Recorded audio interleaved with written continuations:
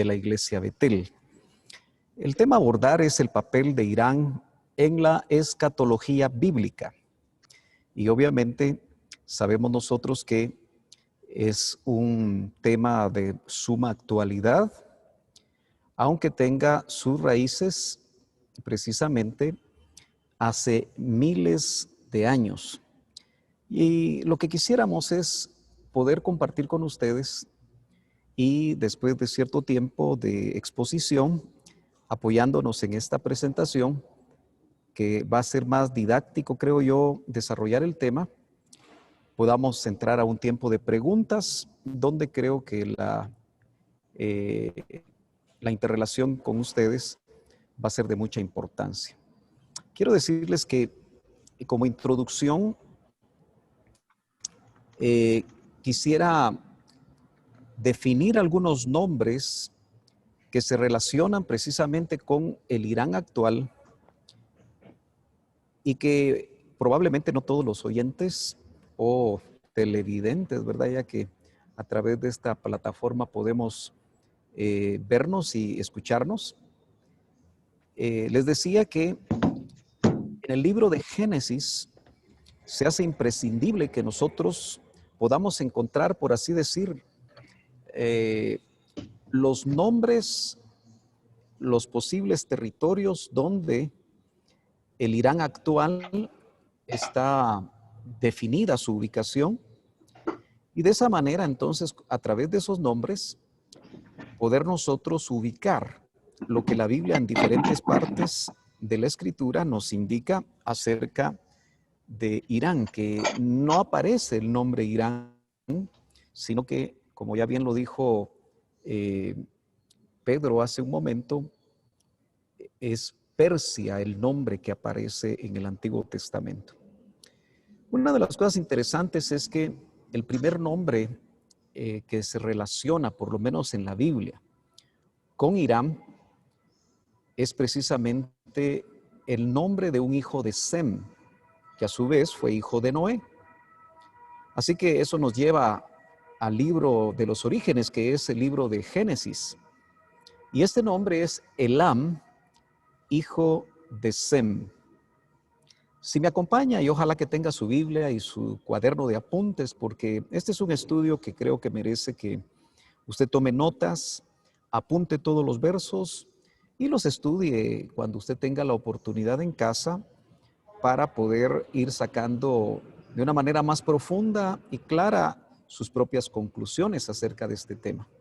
En Génesis capítulo 10 y verso 22 dice, y los hijos de Sem, y aparece en primer lugar Elam, Asur, Arfaxad, Lud y Aram.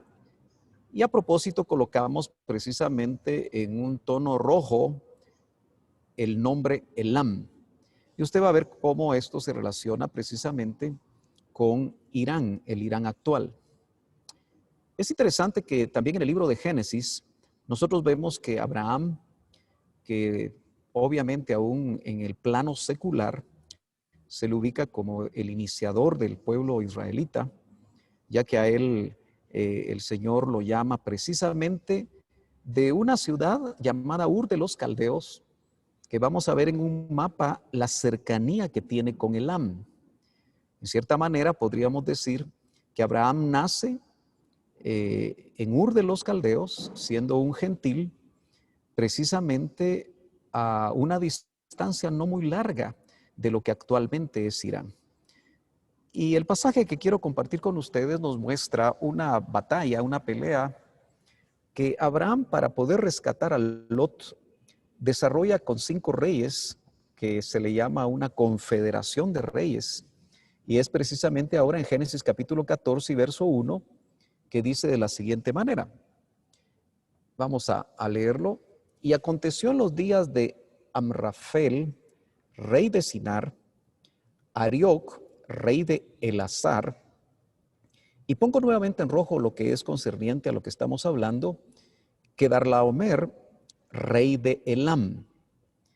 Note que para este tiempo ya no solamente el hijo de Sem lo podríamos ver por su nombre, sino que ahora ya Elam se ha constituido en una ciudad.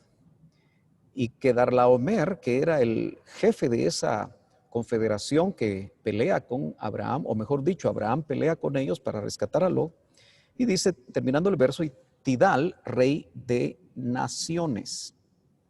Entonces quiero que usted en sus notas y en su mente tenga primero la palabra Elam, que obviamente ya no solo constituye, insisto, en el hijo de Sem, quiere decir que vamos a notar que de alguna manera hay una raíz semita, que es la misma raíz que se desarrolla en Israel.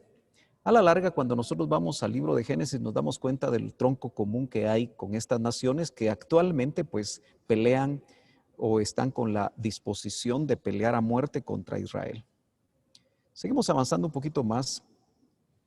Y aquí usted puede encontrar, espero que lo logre ver con claridad, un mapa que trata de dibujar el territorio de Elam. Y noten ustedes, voy a tratar de ver si con el puntero me ayudo. Y este puntero láser, ese rojito, usted puede leer en esta parte de acá que dice revuelta general apoyada por Elam en el 2280 antes de Cristo. Estamos hablando de casi 4280 años antes de Cristo, así que estamos hablando de un pueblo sumamente antiguo. Y nuevamente vemos acá que dice revuelta general apoyada por Elam cerca del 2300. Eso indica que el territorio que actualmente ocupa Irán siempre ha sido bastante convulso.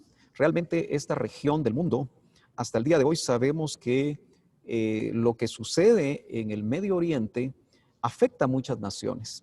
Pero lo que yo quería es que usted viera, y voy a tratar de ir manejando el perímetro de Elam, y una de las cosas que quiero que usted vea es que precisamente esta frontera, que podríamos decir una frontera sur de Elam, confluye o llega a lo que es el Golfo Pérsico. Es importante que usted se ubique en el Golfo Pérsico, aunque es algo sumamente lejano a nosotros.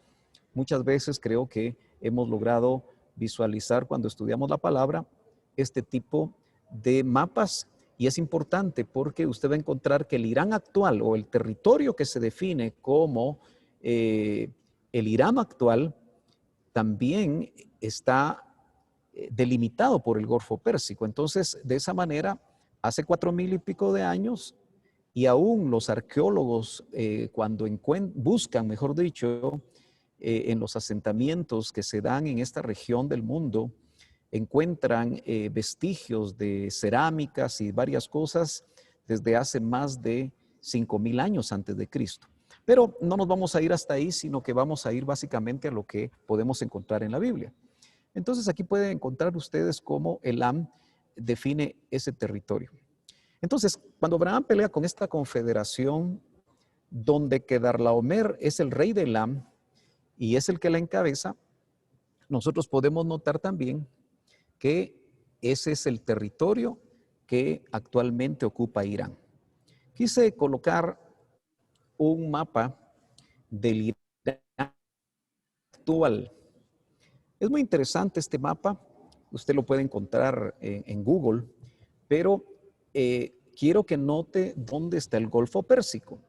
Aquí en esta parte, que está en un tono color turquesa, usted encuentra lo que es el Golfo Pérsico. Y precisamente la región que vimos en el mapa antiguo de Elam, note usted que ahora todo este color amarillo y todo esto que estoy recorriendo en el perímetro de lo que es el actual Irán, que también tiene fronteras con el Mar Caspio, y usted puede notar que es un territorio enorme.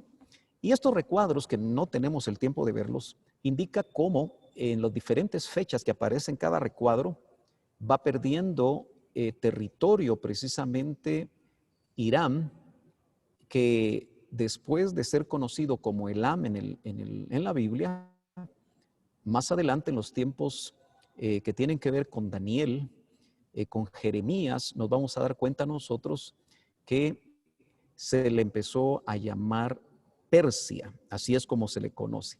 Pero estamos tratando de introducirnos de esa manera. Tengo que seguir avanzando, aunque el mapita es muy interesante, tenemos que seguir avanzando. Nuevamente aquí usted puede ver en este siguiente mapa, no lo voy a cansar con tanto mapa, pero sí es importante que usted chequee que ahí en ese color medio violeta aparece el territorio de Elam y ahí está Ur de los Caldeos. Precisamente Ur de los Caldeos, donde nace Abraham y desde ahí es llamado para hacer todo un recorrido para llegar hasta Canaán. Puede notar que no es demasiada la diferencia de esta ciudad con la ciudad de Susa o Shushan, como dicen algunos de los especialistas, arqueólogos bíblicos, precisamente por la palabra hebrea, pero que nosotros en nuestro idioma lo han traducido como Susa. Esa es la capital precisamente de Elam. Note nuevamente, es importante que usted se ubique bien en lo que es el Golfo Pérsico. Así que Abraham tiene una batalla precisamente con estos reyes, como ya lo vimos ahora. Pero una cosa interesante es que note que donde están los habitantes de ese territorio llamado Elam, todavía no formaba parte de lo que en ese tiempo se llamaban los persas. Más adelante nosotros vamos a conocer, especialmente en la estatua de Nabucodonosor del capítulo 2 de Daniel, cómo Daniel precisamente da una explicación acerca de esa estatua y precisamente el torso y los brazos de plata de la estatua se definieron como el reino medo-persa. Así que el territorio de Elam, el territorio de Persia y muchos territorios, ya que es llamativo que precisamente en cierto tiempo Elam, luego conocido como Persia, en el siglo 7, lo vamos a ver antes de Cristo, pues conquista Babilonia y también de eso nos muestra la estatua de Nabucodonosor. Es importante lo que está en este círculo para que usted ubique la ciudad de Susa, porque también hay mucha información en la Biblia, especialmente en el libro de Esther, acerca de esta ciudad. Ciro es muy conocido por los estudiantes de la Biblia y por cualquiera que ha tenido la oportunidad de leer Nehemías y leer precisamente cómo Dios le llama a este rey, que era un rey pagano, un rey persa terrible, pero por alguna razón el Señor lo usa como un instrumento y le llama a su siervo precisamente para permitir que todos los que fueron deportados en la conquista de Babilonia hacia Judá pudieran regresar a su tierra después de 70 años y poder levantar con Zorobabel y Nehemías el segundo templo precisamente en Jerusalén. Aunque no es interesante y para algunos la historia no les es apasionante, la dinastía aqueménida que se desarrolló entre el 550 a.C. al 330, 180 años aproximadamente, es precisamente una dinastía que hizo que el reino persa se extendiera, como lo vamos a ver en un momento. Aquí tal vez usted logra visualizar hasta dónde precisamente yo voy a tratar aquí de quitar el recuadro por un momento. Vamos a ver si lo logro. Creo que primero tengo que salir del puntero. Vamos a ver si lo puedo hacer. Ahí estamos. Voy a tratar de eliminarlo. La parte sombreada, lo que se ve en un gris oscuro, que parte desde la frontera con India, aquí en dice Gedrosia, Aracosia y nombres un poquito raros, pero toda esta frontera está muy cerca ya de India. Toma una parte del norte de África y note que toma toda la parte que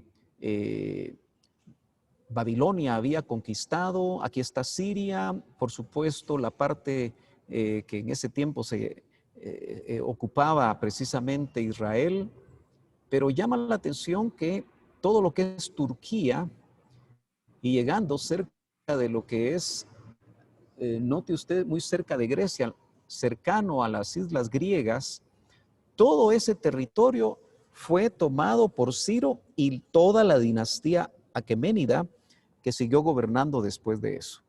Bueno, vamos a seguir avanzando un poquito más acá. No sé si logra ver esto que trata de marcar esa dinastía, pero básicamente solo me interesa lo que aparece ahí en la flecha roja y aparece Ciro.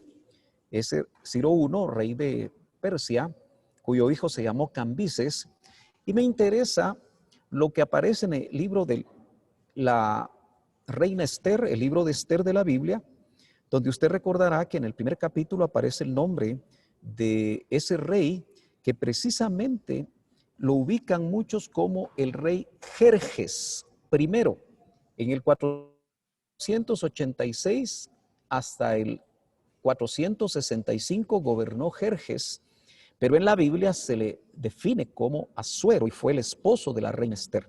Usted recordará todo ese drama con Basti, la elección de Esther, que era judía, se recordará de Mardoqueo y todo lo que ese libro nos indica.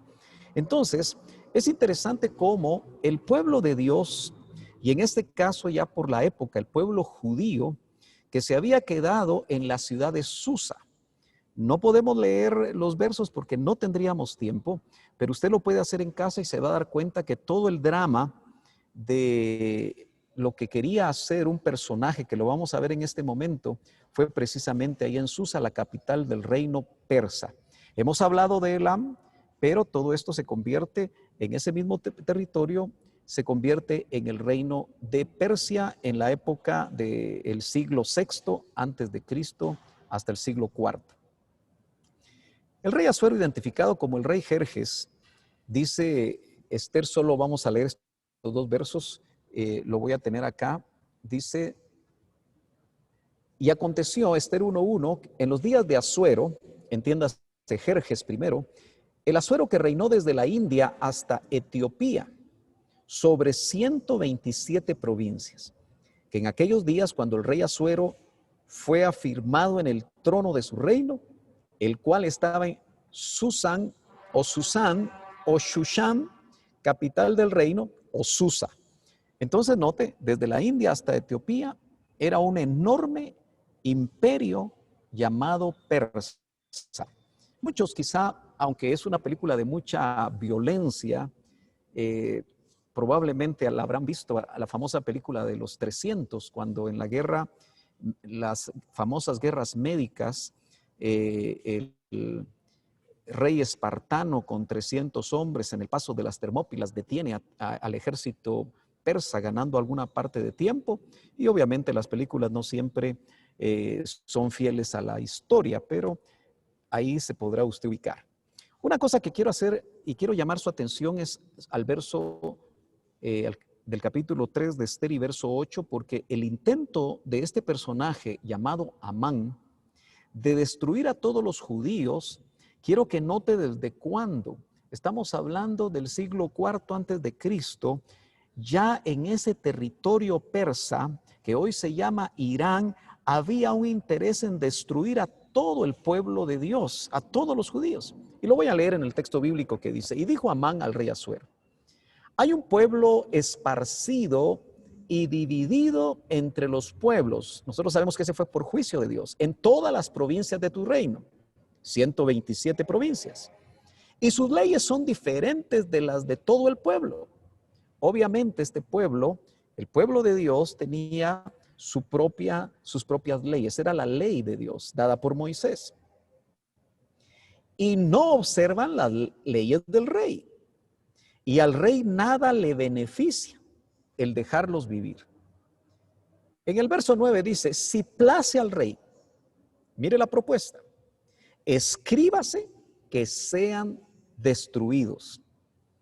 Quiere decir que Amán, y quiero llamar su atención a algo que voy a enfatizar un poquito más adelante, pero usted recordará que hay un príncipe de Persia, una entidad espiritual, una potestad espiritual como el príncipe de Grecia, y llama la atención que en esos dos territorios aparecen también, y esos reyes aparecen en la estatua de Nabucodonosor, pero note usted que esas potestades de esa región en particular ha tenido como interés hasta el día de hoy, muchos siglos después, destruir al pueblo de Dios.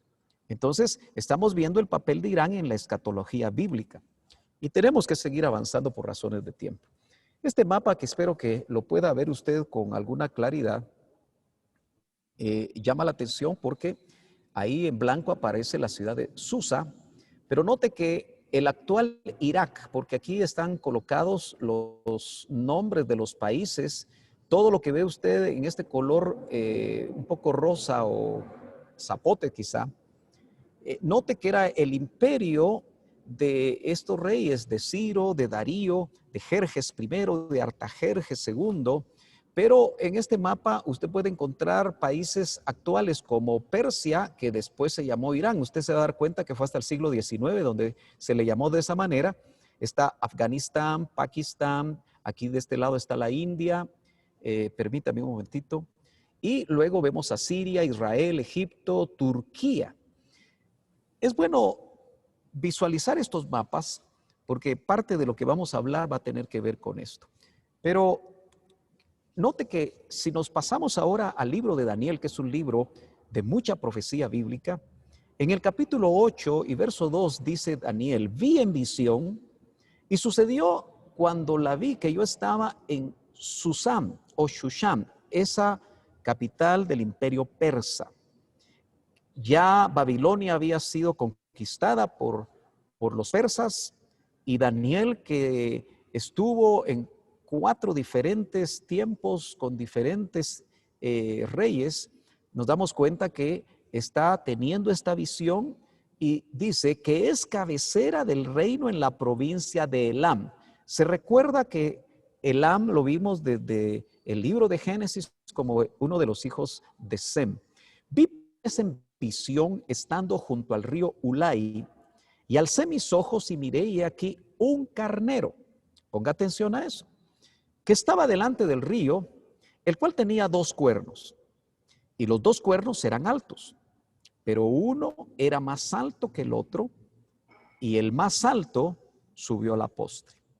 Vamos a tratar de identificar en esto que creo que es bastante gráfico, como es la estatua de Nabucodonosor, que fue una de las visiones que también, o uno del sueño que tuvo Nabucodonosor y que fue interpretado por Daniel, donde recordamos que la cabeza de oro es Babilonia.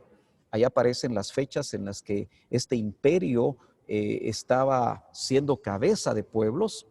Y luego, para lo que nos interesa, el pecho y los brazos, aquí lo puede ver usted en este tono grisáceo como plata, está el imperio medo-persa. Usted puede ver que eso aparece en Daniel 2, pero ya en Daniel 7, nuevamente Daniel tiene visiones donde ve a un león alado, que es Babilonia, y ve a un oso que tiene 3 costillas en su boca, que representa, porque así lo indica el pasaje, usted lo puede ver despacio en casa, al imperio medo-persa. Y el carnero, que tenía 2 cuernos, aunque aquí no necesariamente esté dibujado, vemos que uno de los cuernos era más grande que el otro. Entonces es muy interesante porque este carnero con 2 cuernos, ahí en el capítulo 8, se enfrenta a un macho cabrío que tipifica al imperio griego, y que, por cierto, este macho cabrío con un cuerno grande, que representa en este caso a Alejandro el Grande, pues destruye el imperio persa. No puedo quedarme demasiado tiempo en esto porque aquí hay mucho que hablar, pero no es el tema. Solamente me interesa en este cuadro ver básicamente lo que tiene que ver con el imperio medo-persa. Esos 2 cuernos habla de los medos y de los persas, pero que obviamente uno de los 2 fue mucho más poderoso. En Daniel capítulo 10 y verso 13 nos indica lo siguiente la escritura: mas el príncipe del reino de Persia, note, mas el príncipe del reino de Persia es una entidad espiritual, porque el que está hablando es un arcángel. Se puso contra mí 21 días. No está hablando de un príncipe de esa región en la tierra, sino que de la entidad, la potestad que cubre ese territorio.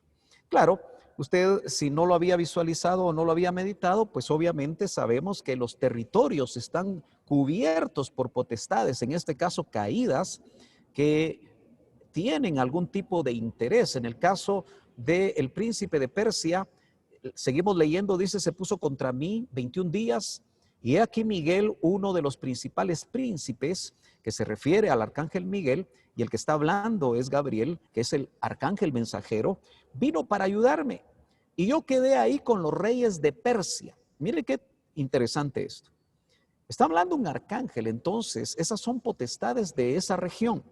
Elam, Persia y hoy Irán. Verso 21, sin embargo, te declaré lo que está inscrito en el libro de la verdad.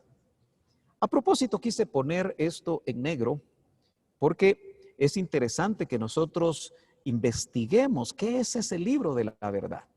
El mensaje que traía precisamente el arcángel Gabriel dice, te declaré lo que está inscrito en el libro de la verdad. ¿Será esa lo que el doctor Ríos, que algunos de los que estarán sintonizados ya lo conocieron, esa famosa Biblia de cristal? Es probable, pero continúo. Pero no hay nadie que se mantenga firme a mi lado contra estas fuerzas. Son fuerzas espirituales tremendas que pudieron encarcelar a un enviado de Dios, sino Miguel, vuestro príncipe. Cuando se inicia, o mejor dicho, la pregunta aquí es, ¿cuándo se inicia a llamar a este territorio Elam, Persia o Medo-Persia, Irán? Es reciente, fue en 1935, es decir, antes de la mitad del siglo XIX, del siglo XX, ¿verdad? Ya estamos en el XXI, que se le empezó a llamar Irán. Hace apenas, diríamos, 65 más 21, estamos hablando de 86 años, no hace mucho tiempo. Para 1979, tomó el poder de este territorio, de este país, el Ayatollah Khomeini, e instauró la actual República Islámica de Irán. Es interesante que dentro de la historia vemos que Susa, la capital de este territorio, de este imperio, ha sido destruida terriblemente en 3 ocasiones. Uno lo hizo Arsubanipal, el rey asirio, ya en periodos más cercanos, fue destruida también por el movimiento islámico que empezó a tomar estos territorios en los tiempos de Mahoma, en el 7º siglo de nuestra era. Y es interesante que en el 1200, en el siglo XIII, fue destruida por los mongoles. El 86%, estos son puntos importantes, el 86% del mundo musulmán, tome nota, es sunita.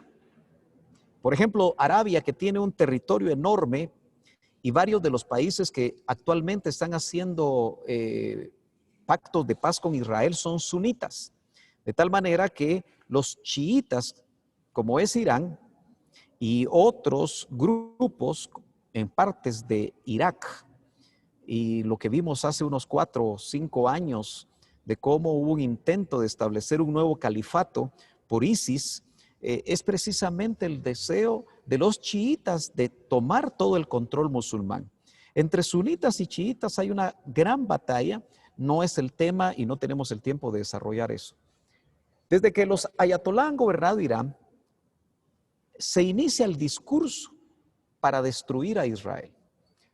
Note que Irán es en 1935, para 1979 un ayatolá toma el control y establece la República Islámica. Israel surge en 1948, así que podemos darnos cuenta nosotros que la batalla contra Israel inicia especialmente de una manera más fuerte con un, diríamos, discurso para destruir, de destrucción precisamente cuando ellos son completamente islámicos en la línea chiita.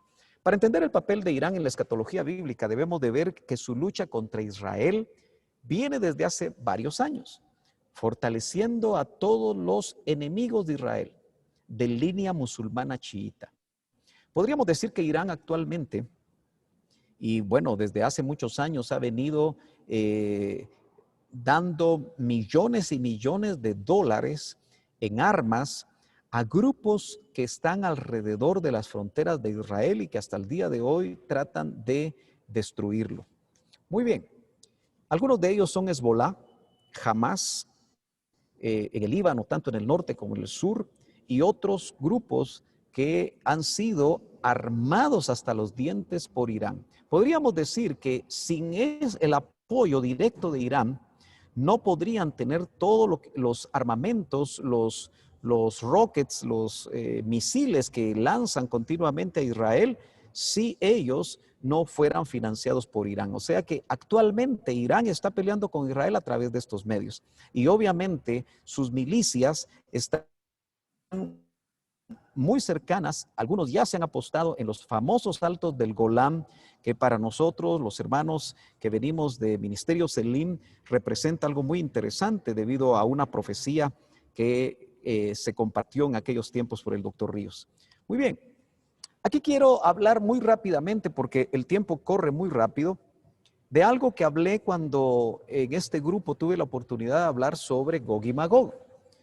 Pero el Salmo 83, del verso 3 hasta el verso 8, aun cuando es un salmo escrito hace mucho tiempo, usted puede notar que lo que vamos a leer parece que toma una tremenda actualidad.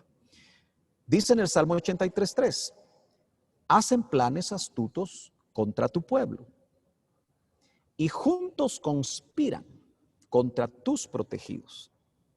Han dicho, venid y destruyámoslos como nación. Aquí quiero hacer hincapié que antes de que Israel fuera nación, es decir, antes de 1948, este salmo, que es una profecía escrita hace mucho tiempo, sin duda no se podría realizar o no tendría todavía la oportunidad de realizarse hasta que Israel no haya sido nación. Así que 1948 marca el inicio del cumplimiento de lo que aquí se profetiza, para que ya no haya memoria del nombre de Israel. Si uno pudiera comparar las noticias y los mensajes que salen de los ayatolás y que salen de los presidentes, de los primeros ministros de Irán, de los generales de Irán, parece una retórica sacada del Salmo 83:4. Venid, destruyámoslos como nación, para que ya no haya memoria del nombre de Israel. Porque de corazón han conspirado a una, hacen pacto contra ti. Y entonces aquí aparecen del verso 6 al 8 una lista de territorios que antiguamente en el libro de Génesis, y diríamos, podemos encontrar hasta ahí cómo estos territorios se mencionan, pero que tienen actualmente, si vemos un mapa, están en los alrededores de Israel siendo dirigidos, financiados por Irán. Habla de las tiendas de Edom y de los ismaelitas, de Moab y los agarenos, de Gebal, Amón, Amalek, Filistea, con los habitantes de Tiro, Asiria, se han unido a ellos, se han convertido en ayuda para los hijos de Lot. Hasta ahí llega el Salmo. Ahora, este cuadrito que también lo compartí en su momento, note ustedes que habla de los confederados de ese Salmo 83 en contra de Israel, que vendrán y harán guerra contra Israel y serán derrotados. La guerra del Salmo 83 puede ocurrir en cualquier momento. El escenario está montado. Las tiendas de Edom corresponden a los palestinos y sur de Jordania, los ismaelitas a los saudíes, es decir, Ismael, padre de los árabes, que es Arabia Saudita. Moab, los palestinos y el centro de Jordania. Los agarenos son los egipcios, hijos de Agar es la matriarca egipcia. Gebal es Hezbolá y el norte del Líbano. Amón, palestinos y norte de Jordania. Amalek habla de los árabes del área del Sinaí. Los filisteos es Hamás de la franja de Gaza. Tiro es Hezbolá y el sur del Líbano. Y Asiria es Siria y el norte de Irak. Antes del arrebatamiento y de la guerra de Gog, va a haber una guerra que tenemos entendido por lo que dice el mismo Salmo 83 que la gana Israel. Así que eso puede suceder en cualquier momento. Este otro pasaje, este otro esquema que en algún momento compartí, básicamente lo que nos muestra, y voy a tratar aquí de que con el cursor logremos darnos cuenta que este círculo que dice Salmo 83 es esa guerra que está ahí profetizada. Pero inmediatamente, al terminar esa guerra que creemos que por lo que dice en el Salmo, insisto, va a ser ganada por Israel, inmediatamente se va a dar la guerra de Gog y Magog. Mi pastor, el doctor Ríos, un tremendo escatólogo que el Señor realmente le reveló muchas cosas, él decía que la semana 70 de Daniel va a estar flanqueada por dos grandes guerras. La mayoría de escatólogos lamentablemente no hacen diferencia entre la guerra de Gog y Magog y Armagedón. Para muchos es un mismo evento y eso depende de la escuela escatológica en la que ellos crean. Pero en realidad la guerra de Gog y Magog va a estar al inicio de la semana 70 y esta flecha marca el arrebatamiento de la iglesia. Así que cuando nosotros veamos que hay una guerra como la que se presenta en el Salmo 83 con los actores que acabamos de ver y que luego la guerra de Gog y Magog se viene donde Irán, y ahí entra el papel de Irán en la escatología bíblica, toma una tremenda, un tremendo papel. Tenemos que entender que está por iniciar la semana 70 de Daniel.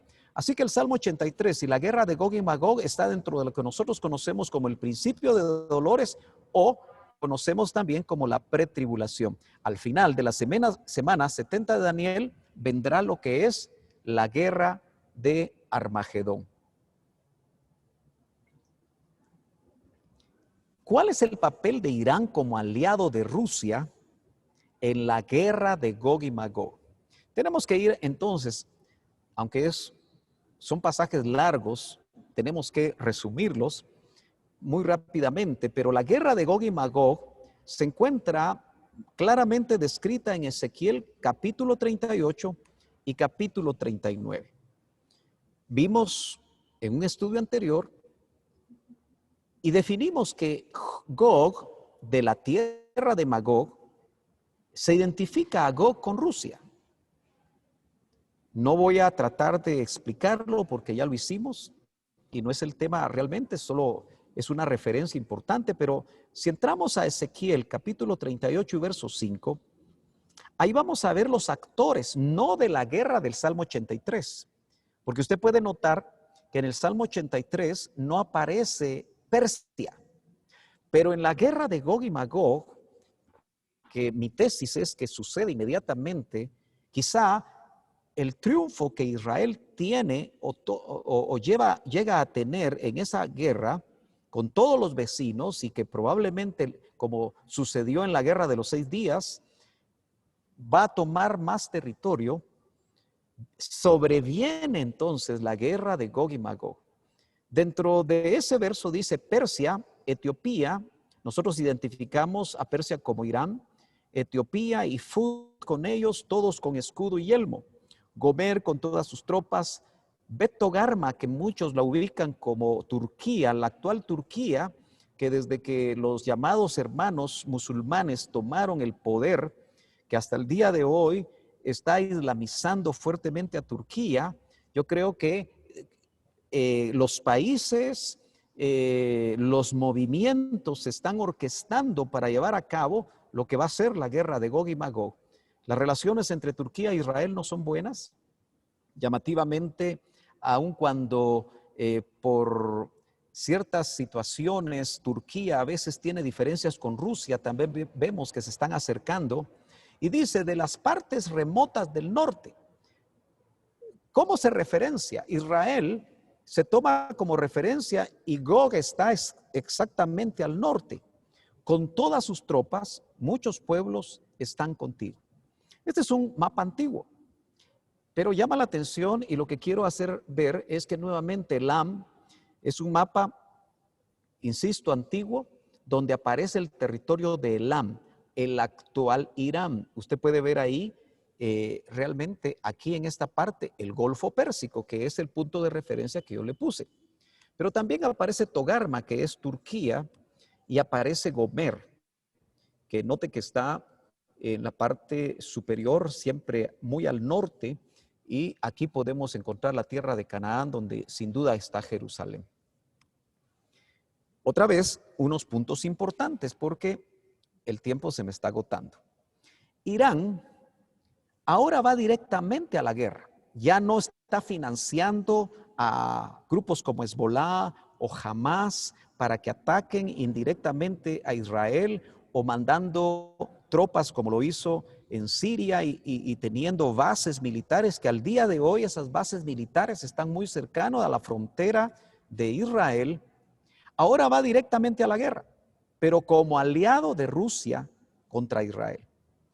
El plan de establecer el califato musulmán, que ISIS lo quiso hacer, y recordarán ustedes que hace no más de 3 años habían tomado buena parte ya de lo que era Irak y buena parte de Siria, hasta que una confederación de cerca de 80 y pico de naciones, incluido por supuesto Estados Unidos, Rusia y muchas otras naciones europeas y orientales, hicieron que ISIS retrocediera, pero que al día de hoy me parece que todavía tiene ciertos territorios. Pero el plan de establecer el califato musulmán para imitar las conquistas del siglo VII y el siglo VIII en el contexto de Mahoma, que desde Medina de alguna manera cambia su pensamiento al final de su vida para establecer que en esa conquista podía incluso dar muerte a todos los que no fueran musulmanes, que hasta el día de hoy la famosa yihad musulmana pretende hacer. Mahoma muere en el 632 después de Cristo, precisamente en Medina, es decir, el siglo VII. Este es un mapa que nos muestra las conquistas del Islam a la caída de los omeyas. Usted note que el color más fuerte que muestra a Arabia a la muerte de Mahoma en el 622, porque Medina, usted la puede ver acá, aquí está la Meca. Es interesante que en la vida de Mahoma, la Meca, en el primer estadio de su vida, Mahoma tenía un pensamiento distinto, pero cuando él pasa a Medina, donde muere, realmente ya su concepto de conquistar todos los territorios de los infieles realmente fue el que prevaleció y el que prevalece especialmente entre los chiitas. Conquistas de los primeros califas entre el 632 y el 661, usted lo puede ver en el tono naranja, y luego note cómo los musulmanes llegan hasta España, donde aquellos que han ido a España precisamente han visto toda la arquitectura que dejaron precisamente en muchas de las ciudades como Granada, Córdoba, Toledo, León, Oviedo, que data precisamente del imperio de los musulmanes en el siglo VII y VIII de nuestra era. Esta fotografía muy clara, muy interesante, la quise colocar porque usted puede ver al lado izquierdo de su pantalla a generales y diplomáticos y personeros que son de Rusia. Ahí puede ver usted la bandera tricolor rusa. Pero por el otro lado, donde también están sus pares, están los generales de Irán. Es sumamente interesante la fotografía porque Rusia es Gog e Irán es Persia. Y eso entonces nos muestra a nosotros la actualidad del cumplimiento de esa guerra de Gog y Magog. Obviamente, esta conferencia debe haber estado planteando algunas cosas, muy probablemente por la actualidad que tiene la foto en relación a lo que estaba sucediendo en Siria o con su guerra contra ISIS, etcétera. Pero me parece a mí que ya ellos se ven que están haciendo planes para lo que viene. Y como no es la guerra de Gog y Magog la que estamos viendo ahora, solo quiero recordar que en una parte de Ezequiel 38 me parece, o no sé si ya el 39, usted lo puede leer en casa despacio, dice que Dios le pone garfios a las mandíbulas de Gog para atraerlo hacia los montes de Israel. Es un plan de Dios. ¿Con qué propósito? Destruir todos estos ejércitos. Muchos que obviamente no creen en lo que dice la Biblia, o que son demasiado incrédulos, o que ponen demasiada cabeza, pero en el sentido de lo que las noticias actuales dicen, quizá no lo puedan ver, pero estamos tratando de explicar y solamente de aclarar estos puntos. En las preguntas yo creo que vamos a lograr ver algo más.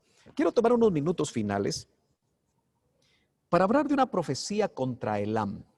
Si usted sintonizó un poquito tarde, déjeme recordarle que Elam es el hijo de Sem, que de alguna manera desarrolló territorios cerca del Golfo Pérsico, y Elam fue con su capital Susa. Ahí en Elam y en esa capital vemos desarrollarse todo el drama de Esther y Asuero y Mardoqueo, como ya lo dijimos. Por eso es interesante que Jeremías, en el capítulo 49, de los versos 34 al 39, dentro de un listado de juicios contra las naciones que Dios le da a Jeremías, vemos nosotros que aparece llamativamente Elam, Persia, hoy Irán. Dice Jeremías 49, 34. Palabra del Señor que vino al profeta Jeremías acerca de Elam. Ahí podría poner usted entre paréntesis Persia, Irán. Al comienzo del reinado de Sedequías, rey de Judá, diciendo, vamos a ver, nuevamente tengo que ver aquí cómo cambio a la flechita, ahí estamos. Así dice el Señor de los ejércitos. He aquí, y lo puse en rojo esta frase, quebraré el arco de Elam. Los profetas, especialmente en el tiempo que recibieron estas visiones, estas profecías, obviamente tenían que hablar en el idioma de lo que ellos lograban ver en sus visiones. Y los historiadores indican que el ejército elamita era conocido por el expertise de sus arqueros en las batallas. Entonces, es interesante que así lo presenta Jeremías, pero obviamente nosotros, si esta profecía no se ha cumplido, porque dentro de lo que tenemos que chequear acá es si lo que Jeremías dijo ya se cumplió. Dice lo mejor de su fortaleza. Yo puse entre paréntesis, cuando habla de quebrantar el arco de Elam, usted sabe que un arco tiene que tener flecha, y un arco se usa precisamente para lanzar a la distancia, en este caso una flecha. Pero si lo traemos, si esta profecía no se ha cumplido y se va a cumplir en los próximos años, es muy probable que tengamos que interpretar que quebrantar el arco de Elam es lo que ahora se presenta en pactos entre las naciones más fuertes del área de defensa en la ONU, en ese famoso pacto con Irán, que por unos años, mientras el presidente Trump lo detuvo, y ahora se espera que una de las primeras cosas que hizo el presidente Biden era querer volver a esa mesa de negociaciones. Pero ¿será que quebrantar el arco de Elam tendrá que ver con misiles nucleares? Lo pongo en una pregunta. En el verso 36 dice, y traeré sobre Elam los cuatro vientos desde los cuatro extremos del cielo, y a todos estos vientos los esparciré. No habrá nación a donde no vayan los expulsados de Elam. Hasta aquí, es muy probable que nosotros pensemos que esto de alguna manera se tuvo que haber cumplido en algunas de las destrucciones que Elam tuvo en el pasado. Pero sigamos leyendo. Sigue siendo mucho más explícito al decir destrozaré a Elam. Esto es Dios a través del profeta. Delante de sus enemigos y delante de los que buscan sus vidas. Traeré sobre ellos calamidad, el ardor de mi ira, declara el Señor, y enviaré tras ellos la espada hasta que los haya acabado. Es interesante que los elamitas, cuando Babilonia destruye Jerusalén y lleva cautivos a los judíos, los elamitas fueron socios en esta campaña militar con los babilonios. Y algunos teólogos consideran que esta es como la profecía en contra de ellos por lo que le hicieron al pueblo de Dios. Pero sigamos leyendo. Entonces pondré, dice Dios, mi trono en Elam. No podemos pasar desapercibido que Elam es el actual Irán. Y ahí destruiré al rey y a los príncipes, declara el Señor. Pero sucederá, y aquí viene algo interesantísimo, que nos ubica en la época actual, en los postreros días, que restauraré el bienestar de Elam, declara el Señor. Bueno, la primera vez que un rey, en este caso asirio, destruyó Elam fue en el 645 al 640 a.C., Arsubanipal. Los que nos recordamos de la historia de la primaria sabemos que esto nos lo enseñaban en la historia. No es un nombre desconocido.